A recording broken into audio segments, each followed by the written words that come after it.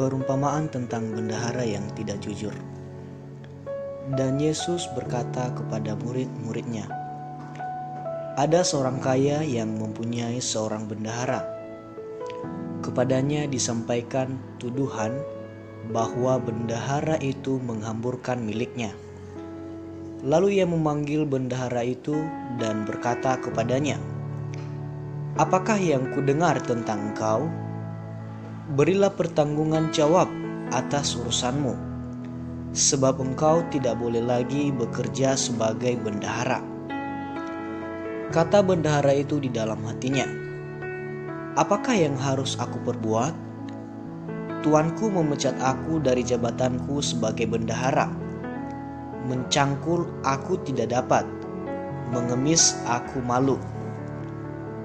Aku tahu apa yang akan aku perbuat, supaya apabila aku dipecat dari jabatanku sebagai bendahara, ada orang yang akan menampung aku di rumah mereka.' Lalu ia memanggil seorang demi seorang yang berhutang kepada tuannya. Katanya kepada yang pertama, 'Berapakah hutangmu kepada tuanku?' Jawab orang itu, 100 tempayan minyak. Lalu katanya kepada orang itu, 'Inilah surat hutangmu. Duduklah dan buat surat hutang lain sekarang juga, 50 tempayan.' Kemudian ia berkata kepada yang kedua, 'Dan berapakah hutangmu?' Jawab orang itu, 100 pikul gandum. Katanya kepada orang itu, 'Inilah surat hutangmu. Buatlah surat hutang lain, 80 pikul.' Lalu tuan itu memuji bendahara yang tidak jujur itu, karena ia telah bertindak dengan cerdik. Sebab anak-anak dunia ini lebih cerdik terhadap sesamanya daripada anak-anak terang.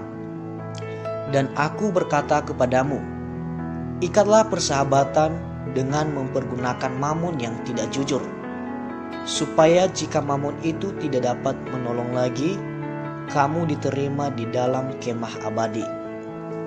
Setia dalam perkara yang kecil. Nasihat. Barang siapa setia dalam perkara-perkara kecil, ia setia juga dalam perkara-perkara besar.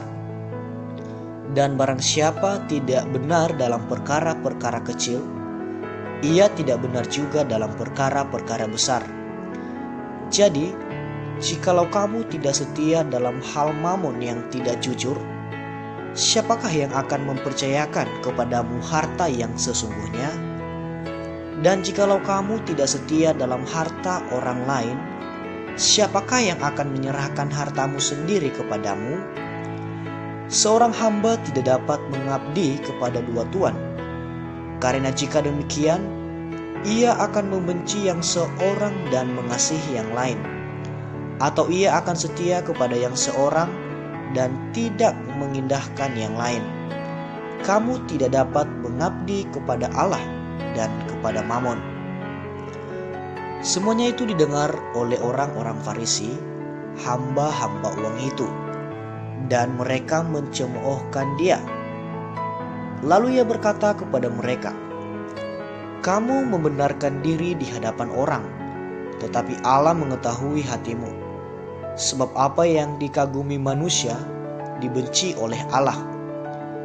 Hukum Taurat dan kitab para nabi berlaku sampai kepada zaman Yohanes. Dan sejak waktu itu kerajaan Allah diberitakan dan setiap orang menggagahinya berebut memasukinya. Lebih mudah langit dan bumi lenyap daripada satu titik dari hukum Taurat batal. Setiap orang yang menceraikan istrinya lalu kawin dengan perempuan lain, ia berbuat zina. Dan barang siapa kawin dengan perempuan yang diceraikan suaminya, ia berbuat zina." Orang kaya dan Lazarus yang miskin. Ada seorang kaya yang selalu berpakaian jubah ungu dan kain halus, dan setiap hari ia bersukaria dalam kemewahan. Dan ada seorang pengemis bernama Lazarus, badannya penuh dengan borok, berbaring dekat pintu rumah orang kaya itu. dan ingin menghilangkan laparnya dengan apa yang jatuh dari meja orang kaya itu. Malahan anjing-anjing datang dan menjilat boroknya. Kemudian matilah orang miskin itu, lalu dibawa oleh malaikat-malaikat ke pangkuan Abraham. Orang kaya itu juga mati, lalu dikubur. Dan sementara ia menderita sengsara di alam maut, ia memandang ke atas, dan dari jauh dilihatnya Abraham dan Lazarus duduk di pangkuannya.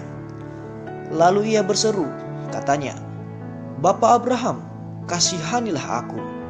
Suruhlah Lazarus supaya ia mencelupkan ujung jarinya ke dalam air dan menyejukkan lidahku, sebab aku sangat kesakitan dalam nyala api ini."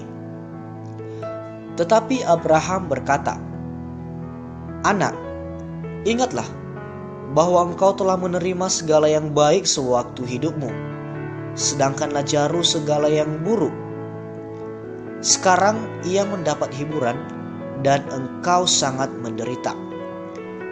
Selain daripada itu, di antara kami dan engkau terbentang jurang yang tak terseberangi, supaya mereka yang mau pergi dari sini kepadamu ataupun mereka yang mau datang dari situ kepada kami tidak dapat menyeberang." Kata orang itu, "Kalau demikian, aku minta kepadamu, Bapa, supaya engkau menyuruh dia ke rumah ayahku, sebab masih ada 5 orang saudaraku, supaya ia memperingati mereka dengan sungguh-sungguh, agar mereka jangan masuk kelak ke dalam tempat penderitaan ini." Tetapi kata Abraham, "Ada pada mereka kesaksian Musa dan para nabi. Baiklah mereka mendengarkan kesaksian itu." Jawab orang itu, "Tidak, Bapa Abraham, tetapi jika ada seorang yang datang dari antara orang mati kepada mereka, mereka akan bertobat." Kata Abraham kepadanya, "Jika mereka tidak mendengarkan kesaksian Musa dan para nabi, mereka tidak juga akan mau diyakinkan sekalipun oleh seorang yang bangkit dari antara orang mati."